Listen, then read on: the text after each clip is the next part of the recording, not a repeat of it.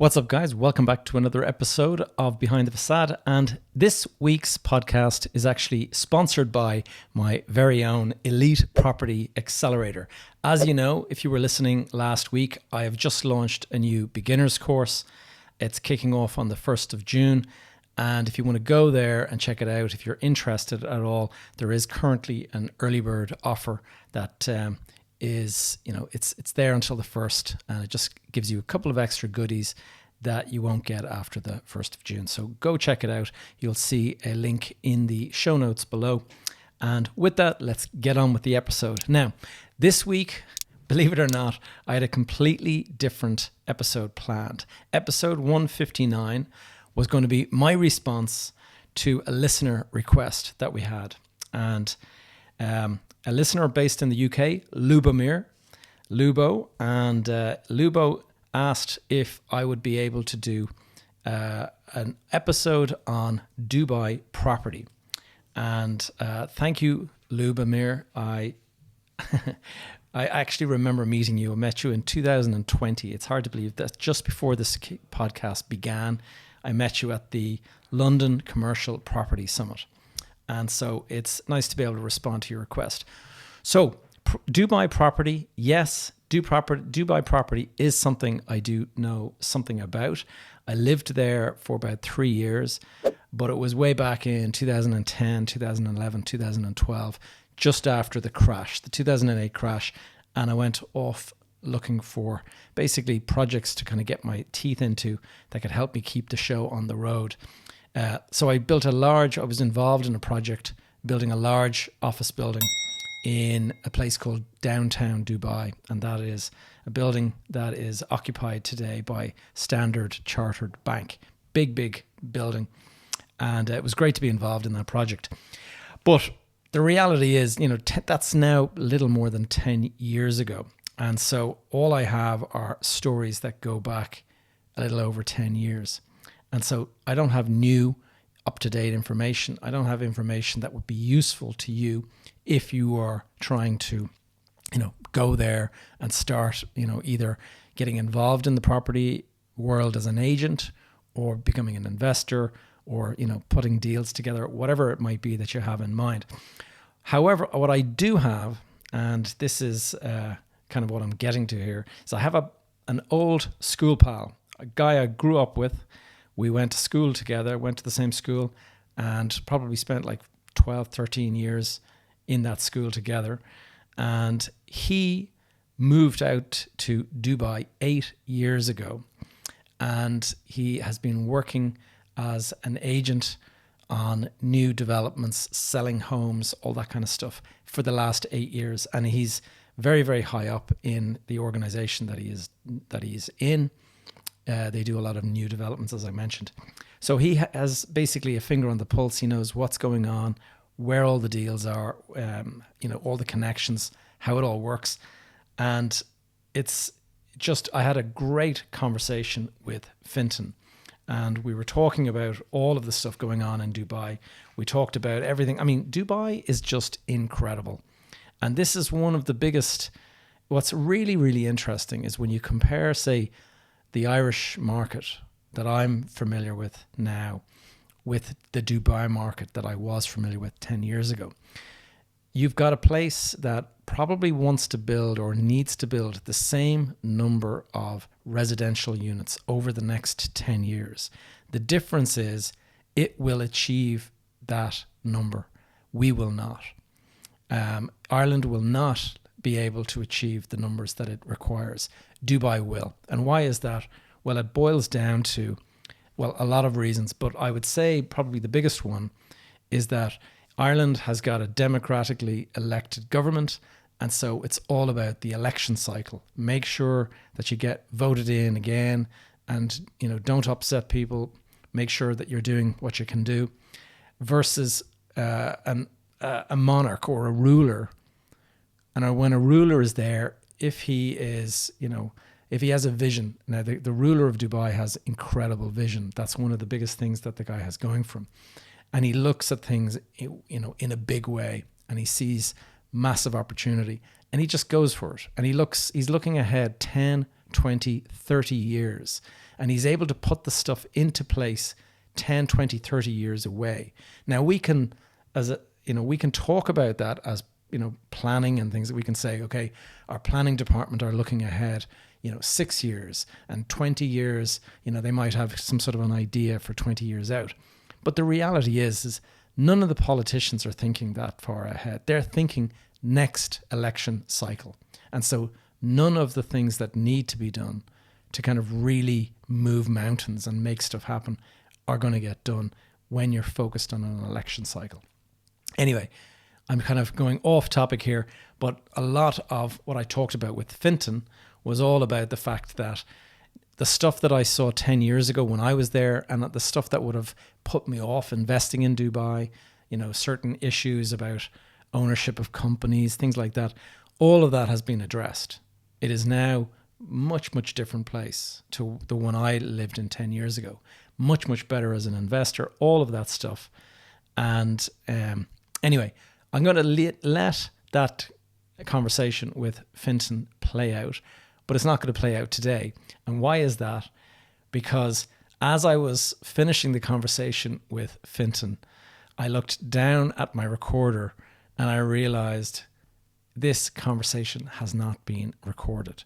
I had just updated my Zoom settings, and it was just the most frustrating moment when you realize that you've just spent an hour chatting with somebody. Great episode. All of the stuff that Lubo was asking about answered, and no recording of it. So, rookie mistake. I apologize. And what I have to do now is basically get Fintan to come back and we'll go through it again. Now, it'll probably make for a better episode because I actually know now some of the questions to really drill into and focus on. But you're going to have to wait for that. And what I'm hoping is that it'll be maybe next week. But it's really down to Fintan finding the time in his busy schedule. So keep an eye out for that one. That is going to be coming soon. I felt like such an idiot, I have to say, as you can well imagine. But anyway, what we're going to do today is we're going to cover, I'm on the back foot. I don't have a topic that I've prepared for really, really well. However, on Saturday, I went for a big, big long run. I was gone for nearly 2 hours on this run. And during that run, I was listening to a guy talking about procrastination. And procrastination, the guy's name is Tim Pitchell, by the way. And procrastination is a problem that I think probably everybody deals with. And I include myself in that group. So this guy, Tim Pitchell, he's an expert, and he's like a science, or he's some sort of a university professor in Harvard or Stanford or something like that. And he was explaining the entire way it works and the studies that they've done and all that. As really, really powerful listening to that, because I came out of it with all of this clarity around what's happening when I am finding myself procrastinating. And I'm sure you guys, if you suffer from it at all, you will know what I'm talking about. And so you'll find today's impromptu topic that I've had to bring up at the last minute, you'll find it pretty useful, I'm sure. So let's get into it. First of all, we'll begin with a definition of what is procrastination. So procrastination is the voluntary delay of a task or action, even though we know that we will be the worse off for that delay. Now, so it seems counterintuitive. Like, why would you delay doing something that you know will make you worse off, yet you still go ahead and do it? And so that is the fundamental question. Like, why do we do this? Even though we know it's not good for us, why do we go ahead and do it? And what he has found is that procrastination is fundamentally short-term mood repair. And what it is, though, I mean, it seems like you're fixing your mood, but actually what it is it is quite self-destructive behavior because you pay a price later. But not only that, procrastination triggers guilt. And this explains why people who procrastinate will often pick up some other task and start doing it. And this is their way of distracting themselves from that feeling of guilt. So let's say you're supposed to start some sort of big paper or something like that, and instead of sitting down and getting started on the paper, you decide, oh, I better go and, put the washing on, or I better go and make my lunch for tomorrow, or I better go and start, filing my digital files in the server or whatever. This stuff comes out and it's in your mind, it's easier to do, and therefore it's more pleasant. But you're not looking to go and just sit down and watch TV, because sitting down watching TV would not alleviate the guilt. The guilt is being alleviated by you picking up some other task, just not the one that you don't feel like doing right now. So it's important to understand, guilt is one of the emotions that is triggered by procrastination. But it's important to kind of remember, or to even realize, that chronic long-term procrastination, what that actually leads to is shame. And people will find that they become a little bit depressed and stuff, because they start to identify themselves as this person who never gets anything done. And so that leads to kind of self-hatred and shame of your behavior, shame of why you don't kind of do anything. And so it's quite a bad thing, obviously, emotionally, to feel that way on a long-term chronic basis. And so definitely you want to try to address it. So let's just get into, why do we actually do it? Like, we understand now it's mood, it's kind of a mood repair thing, but what is actually happening underneath? Well, what we often do, there's two things going on. The first thing is we almost always overestimate how awful the task is going to be. And so the task that you're avoiding right now, it seems like, oh God, I can't stand the idea of having to do that, or it's really stressful, or this is going to be awful. And this is what builds up in your mind. And so you come up with all of these things in your mind that this is really going to be such an unpleasant task. I'm not ready to do it right now. That's what happens in your mind. Now, the reality is, it is never as bad as you imagine, but that's what you're feeling at the moment. Now, the other thing that is happening is that you are overestimating the feeling, the good feeling that you're going to have from the avoidance of the task in the first place. So you've decided that that's an awful task. I don't want to do that right now.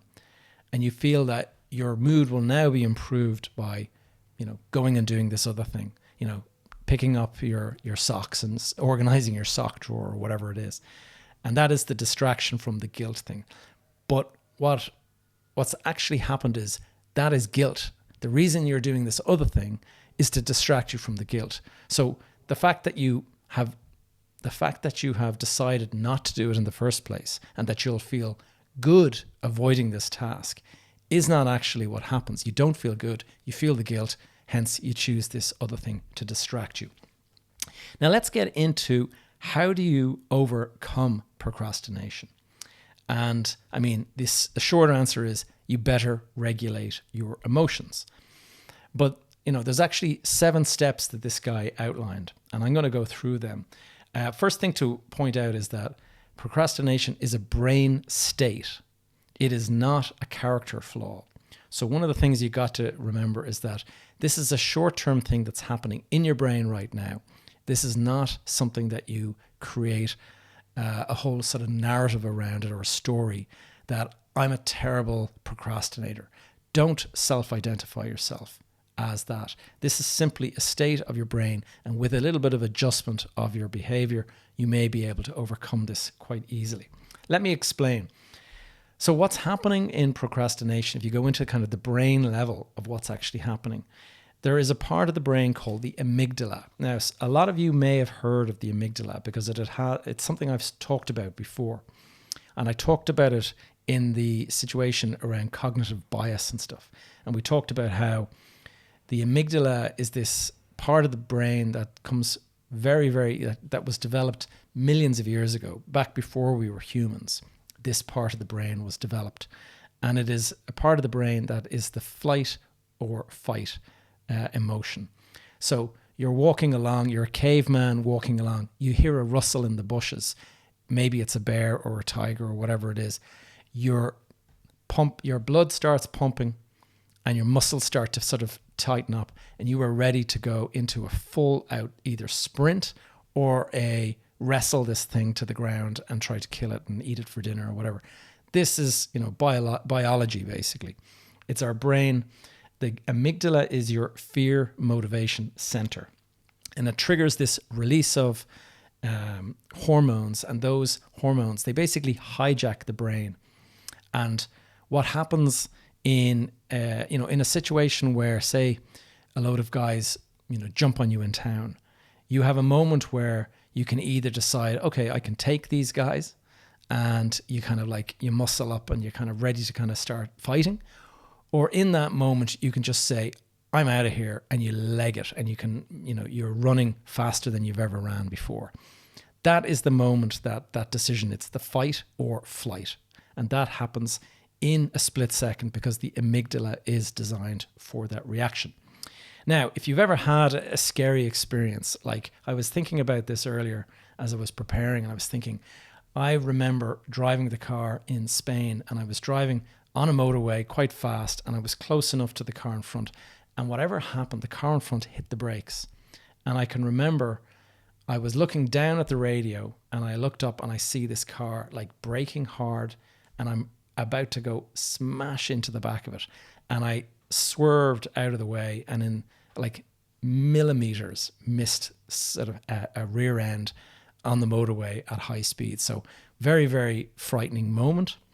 And I can remember after that happened, heart is pounding out of your chest, and your shoulders, your everything is tensed up in a big way. This is the fear response. This is the amygdala sending all those hormones shooting down into your body, and you feel this incredible fear, and this is how you react to it. So my reaction to kind of spin out of there as fast as possible, that was all because of the amygdala, fear response and all that. Now the problem is afterwards, the milliseconds later, you now have to deal with the fact that all of this muscle tension sort of has come on, and you're breathing really heavily and your heart's beating hard. Now, the problem is because procrastination also is centered in the amygdala, what actually happens when you're sitting there looking at a task and thinking, I don't really feel like doing this task, even though it's not, a dangerous moment, the emotions are being interfered with, we'll say, by the amygdala. And so even though this is not a life-threatening situation, it's triggering a similar biological response. And now it's obviously not as extreme or dramatic, but what is happening when you're in the process of avoiding a task or procrastinating, you're looking at it, you're thinking, this is going to be a nightmare to do. That is now triggering a mild version of my car reaction. And what it's doing is my breathing is starting to kind of increase, and my muscles are starting to tighten up. Now, not to the same extent that you would notice it the way you do in a scary moment situation, but it is sort of subtly doing this to your body. And so that is creating enough of that emotion that you actually get into hesitation and avoidance. And so I talked about legging it from those guys. That's the hesitation and avoidance. You don't feel like having a fight, so you run for it. Well, you're doing the exact same thing in this situation. You don't feel like doing this task, and so hesitation and avoidance is the result. Really interesting, I found. Now, look, there is 7 steps that they talk about, and they called it the art. When they said it was the activate. What is it? The activation response triggers or something like that. Anyway, I've messed this one up. I should have prepared better.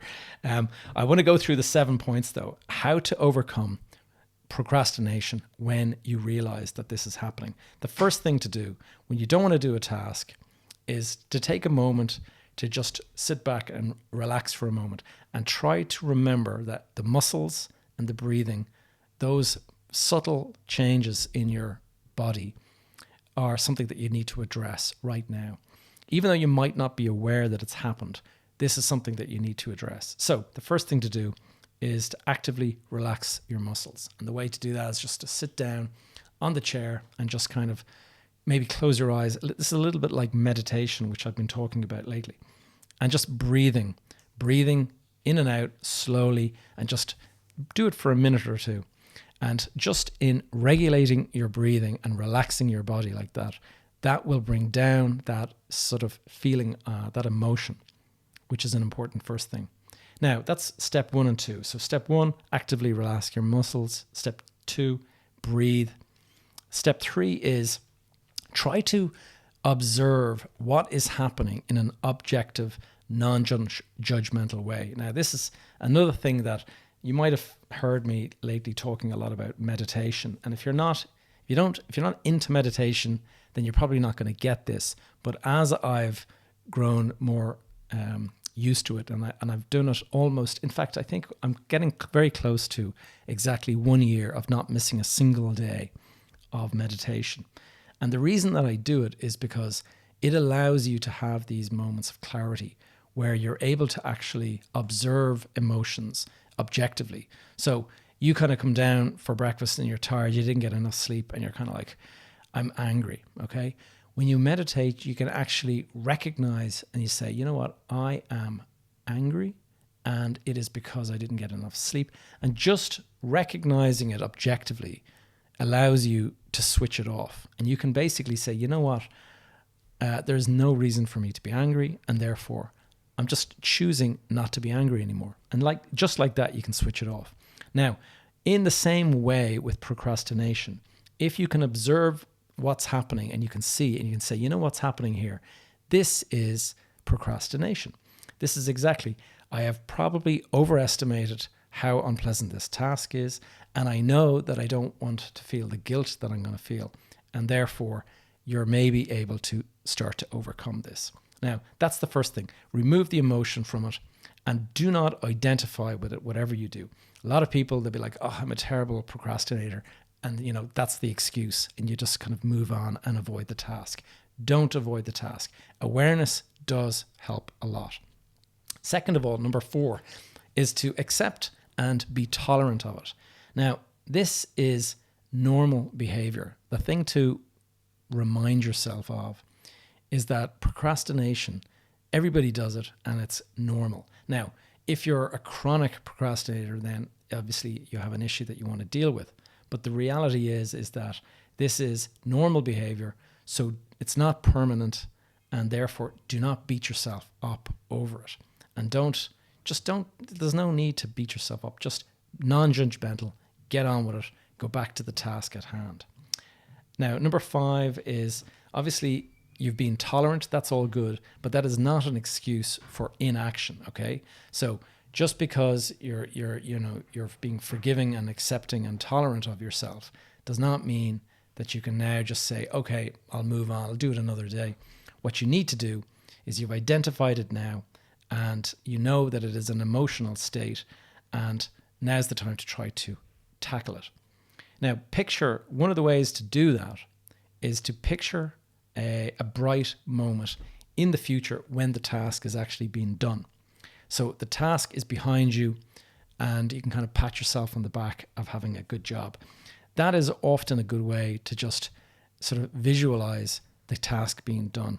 And then you kind of think, wouldn't it be great to actually get this behind me? And then you get on with it. It's a little bit like doing homework as a kid. Like I avoided homework like crazy. And it was always like way, way late at night when I was tired and stuff like that I had to kind of get the homework out. And some of my friends, their parents would make them do it at exactly 3:00 or whatever. So the first thing they did, do your homework. Once it's done, they have the rest of the day to kind of enjoy themselves. And it's a much nicer way to be. So try to picture it in the same way. This task will be done. It'll be gone out of my hair and I'll be able to celebrate. Another strategy, just while we're on that topic, is try the 3-minute rule. The 3-minute rule is basically a thing where you say, once I'm going to try this, I'm going to start the task, I'm going to spend 3 minutes at it. And so all you're doing is promising yourself 3 minutes. But at the end of 3 minutes, what you'll probably find is that because you've started it, now you can actually just continue going. Sometimes it's simply the starting of the task is enough to get you going, and you carry on and you finish it out. Now, going back to point number 6, what you got to go back to is those initial feelings that you identified before, and you've identified in a non-judgmental, objective way that this is procrastination. But what you want to do now is reflect on that and try to understand, what was it that caused me to feel the way I did? Was it the length of the paper that I have to write, or was it the fact that I don't want to, have this confrontation with whatever it might be that you're avoiding? Try to identify what it is that you're avoiding, and try to understand, was it really as bad as I thought? And one of the reasons why you want to do this is that if it happens again in the future, you will now have that moment of reflection where you said, hold on a sec, this happened the last time and I got through it, and it was all, it was all a big fuss about nothing, and therefore I remember that for the future. And then number 7, modification of the negative emotions.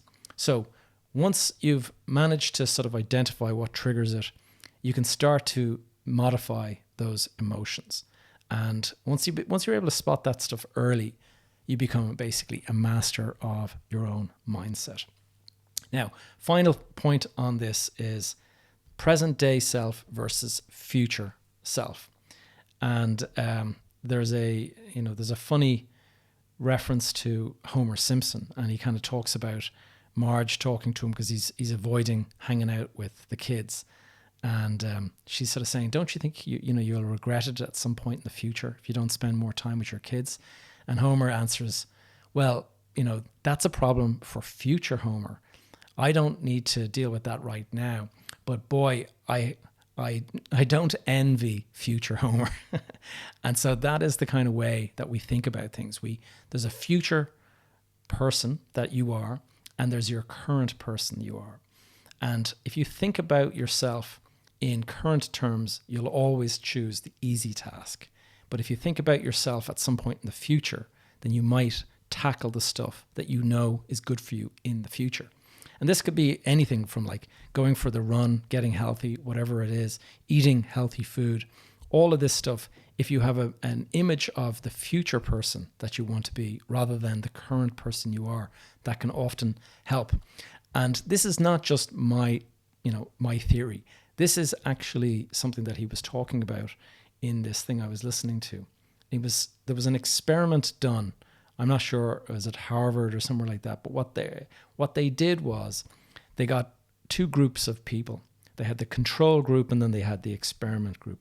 And what they did was they grouped them in a kind of a classroom, and they asked one group to go through a load of financial stuff. They gave them all these financial questions, and it was down to, would you like to spend money on, experiences?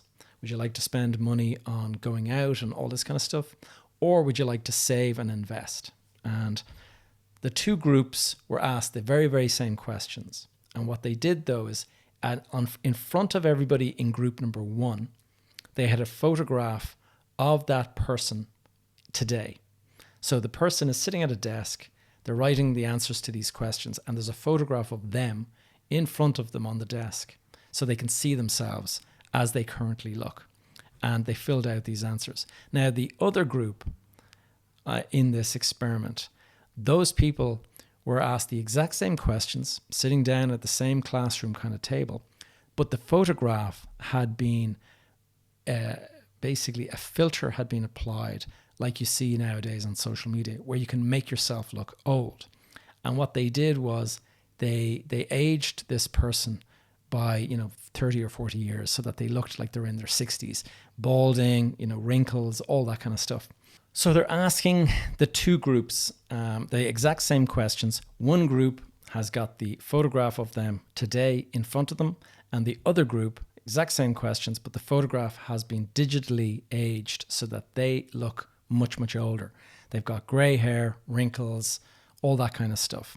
And so they look like they're in their 60s.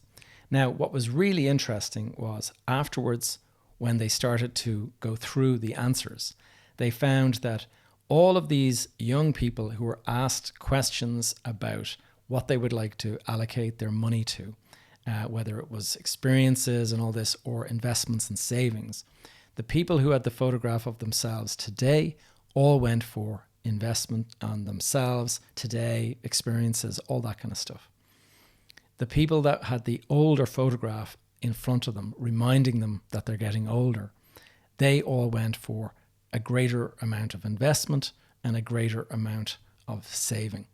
And so it does show you that there's this kind of subconscious thing happening in your brain, which is telling you that, oh, I should be looking out for this person in the future. And that was the reminder. Now, this is something that have a think about whenever you're trying to save money for a deposit on a house, or whenever you come into a windfall if you've, made some money on a property or something like that. Think about future self. Don't think about yourself right today, because temptation more often than not will get the better of you. And there you go. So I knew I'd be able to loop this back to property. Guys, I hope you found this one interesting and useful. Sorry I deviated from the plan, but I hope you found the procrastination thing interesting. This was really, I did this for myself because I find this very, very interesting, but I hope some of you found it useful. Now, before I go, please do check out the course. I'm going to put a link in the show notes below, or in the note in the description below if you're watching on YouTube. So do go and check that out, and hopefully a couple of you will be interested in that new course. Until next week, I'll speak to you again soon. Take care.